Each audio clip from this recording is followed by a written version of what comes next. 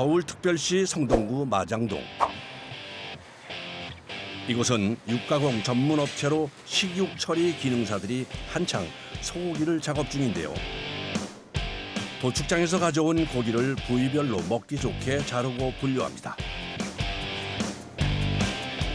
작업은 소고기를 꺼내는 것부터 시작됩니다. 이때 소고기는 머리와 다리, 내장을 잘라낸 지육 상태로 4등분대에 들어오는데요. 예, 이게 4분 도체된 한 마리예요. 예, 이렇게 상체 2개, 뒷다리 2개. 이어지는 발굴 작업. 날카로운 칼을 이용해 육류의 뼈와 살을 분리해내는 것으로 정교한 기술을 요합니다. 이렇게 해가지고 앞다리를 뗄 거예요. 앞다리를 떼고 나서 이렇게 해가지고 양지를 떼고요. 그 다음에 이렇게 해가지고 등심을 뗄 거예요. 네. 그리고 보면 이게 돌려보시면 여기 같은 경우는 이제 제비추리, 그리고 여기 안창이 있어요. 소고기는 크게 10가지 부위, 작게는 39개 부위로 나뉘며 다양한 맛과 식감으로 사랑받는데요. 이를 위해 작업자는 잘 보이지도 않는 부위를 오직 칼과 손의 감각으로만 분리해냅니다. 고도의 집중력이 없으면 할 수 없는 일인데요. 이렇게 작업자의 손길을 거치자 우리가 즐겨 먹는 갈비, 등심, 양지 등 부위가 모습을 드러냅니다. 그중 3.2kg밖에 나오지 않는 홍두깨살은 특별한 식품의 재료가 되는데요. 엉덩이살과 다리살, 우둔에 딱 붙어있는 부분인데 제일 생고기예요. 옛날부터 육포 하나는 홍두깨살이니까. 홍두깨살을 건조해서 만든 육포는 쫄깃한 육질과 깊은 풍미가 특징인데요. 또한 고단백, 저지방이라 간식이나 다이어트 식품으로도 인기입니다. 간편하게 즐기는 육포. 하지만 그 과정은 간단하지 않다는데요. 경기도 군포시에 위치한 육포 공장. 대목을 맞아 바쁘게 돌아가고 있습니다. 제일 먼저 눈에 띄는 건 홍두깨살. 이게 다 오늘 육포로 만들 양이랍니다. 요즘 명절 앞두고 나서 물량이 좀 늘어가지고요. 한 360kg? 이 정도 될 것 같아요. 작업 시간은 같은데 만들어야 할 양은 늘었기에 서둘러야 합니다. 육포 만들기 첫 단계는 홍두깨살 손질하기. 살코기로 이루어진 부위지만 소량이라도 근막과 지방을 제거해줘야 하는데요. 근막과 지방이 남아있을 경우 육포의 맛과 식감에 영향을 주기 때문입니다. 이때 살코기 손실을 최소화시켜야 하기 때문에 기술자가 전담으로 맡습니다.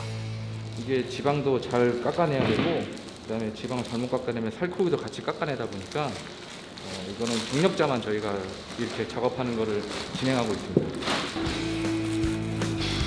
손질이 끝난 홍두깨살은 먹기 좋은 두께로 잘라줍니다. 360kg의 양을 똑같이 빠르게 잘라야 하기 때문에 세절기를 이용하는데요. 이때 육포의 두께는 씹었을 때 가장 맛있는 식감을 찾기 위해 오랜 시간 연구에 찾아냈답니다. 저희 기준에서는 7mm 두께로 썰고 있어요. 각 가공장이나 이런 데마다 좀 노하우는 있겠지만 저희 노하우로서는 7mm가 가장 최적화됐다고 보고 있고요. 7mm 두께로 잘려 나오는 홍두깨살. 정확하게 자르기 위해 냉동시킨 고기를 살짝 해동해서 사용합니다. 여기까지 작업이 끝난 고기는 다음 과정을 위해 옮겨주는데요. 물을 받아 고기를 넣어준 후 핏물 빼기에 들어갑니다.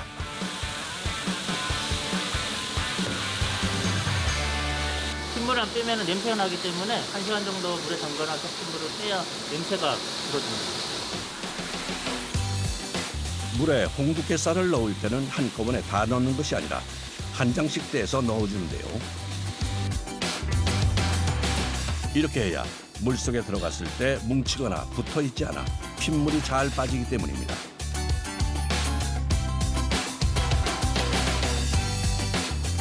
여기에 그치지 않고 막대기로 계속 저어주며 홍두깨살 안에 있는 핏물 빼주기에 박차를 가합니다. 1시간 후 물을 빼자 핏물이 빠진 홍두깨살이 모습을 드러냅니다.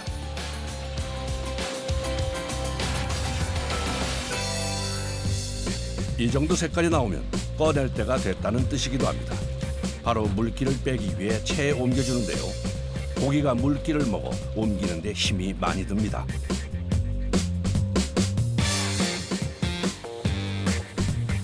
마지막으로 채 위에 옮긴 홍두깨살에 물을 뿌리는 작업자. 남아있을 진물을 핏물을 씻어주기 위함인데요. 그리고 3시간 동안 남은 물기를 빼줍니다. 이 과정까지 마치면 텀블러라는 기계에 넣어줍니다. 그 사이 육포에 들어갈 비법 염지액을 만드는 작업자.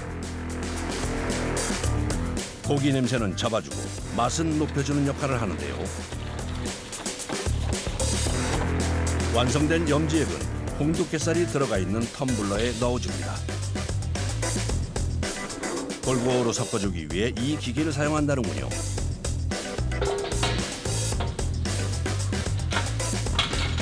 다 넣은 후에는 입구를 밀봉하듯이 닫고 기계를 작동시킵니다.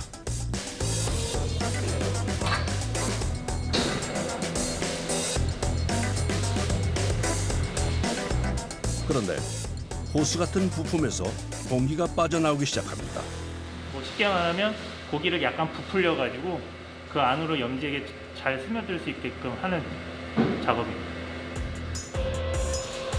이렇게 하면 홍두깨살의 양념이 잘 배일 뿐만 아니라 작업 시간도 전에 비해 절반으로 단축된답니다. 20분 후 작동을 멈추는 작업자. 문을 열고 안에 있는 고기 상태를 확인합니다. 길지 않은 시간이었음에도 불구하고 양념이 골고루 잘 배었네요. 육안으로 확인했을 때 이 정도면 육포를 만들기 좋은 상태. 양념이 밴 고기를 꺼내줍니다.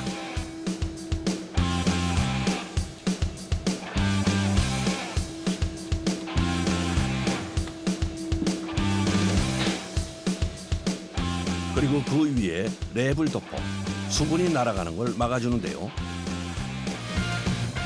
여기까지 마친 홍두깨살은 바로 건조하지 않고 냉장고에 넣어줍니다. 저온에서 숙성을 거쳐 육포 맛을 좀 더 깊게 만들어주기 위해서인데요. 24시간 숙성을 해야 됩니다. 하루 동안 숙성을 거친 홍두깨살은 체에 올려 접히거나 뭉치는 부분이 생기지 않게 사람의 손으로 하나하나 펼쳐주는데요. 모양이 흐트러지면 그대로 건조되기 때문에 최대한 펴줘야 합니다. 정성과 인내 없이는 할 수 없는 작업. 하지만 하나라도 허투루 할 경우 육포 맛에 이상이 생기기 때문에 한 장 한 장 정성을 다합니다. 옮겨주기가 계속되는데 이 트롤리 한 개에 가득 차면 어느 정도 무게일까요? 이 정도가 한 45kg 정도 되고요. 그다음에 이렇게 한 2번씩 이렇게 한 번 들어갈 때마다 그렇게 들어갑니다. 물 한 번 마실 시간 없이 계속되는 작업. 끝나자마자 바로 옮겨줍니다. 다음 과정을 위해 도착한 곳은 건조실. 건조기 안에서 육포가 잘 만들어지게 하기 위해 무엇보다 온도에 신경을 쓰고 있는데요. 저온으로 천천히 수분을 빼는 작업을 해요. 보통 저희가 한 60도 정도부터 시작을 해서 한 70도 정도까지 가게 되면 저희가 중간에 한번 또 빼는 작업을 해서 한번 또 뒤집어요. 골고루 이제 건조될 수 있도록. 육포가 건조되는 동안에도 자리를 뜨지 못하는 작업자. 수시로 건조기 안을 확인해가며 육포가 잘 마르고 있는지 확인합니다.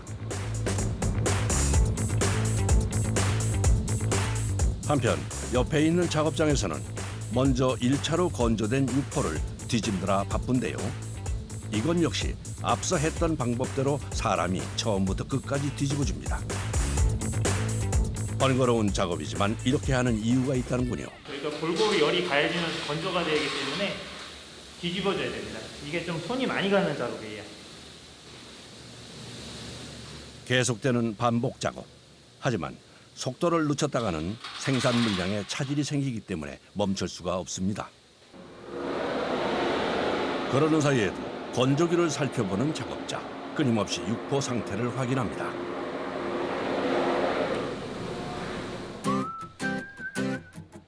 이렇게 앞뒤로 뒤집어가며 5시간을 말려주면 홍두깨살이 육포로 재탄생되는데요. 과연 어떻게 변했을지 궁금합니다. 검붉은 색을 띠는 육포. 한눈에 보기에도 먹음직스러운데요. 이렇게 육포가 되면 처음 홍두깨살이었을 때보다 부피가 60%가량 줄어듭니다. 하지만 부피만 줄어들었을 뿐 작업자의 할 일은 줄어들지 않는데요. 하나씩 담아서 다음 과정을 위해 한데 모아줍니다. 정말 손이 많이 가네요. 완성처럼 보이지만 이 상태로 다시 한번 숙성 과정을 거칩니다.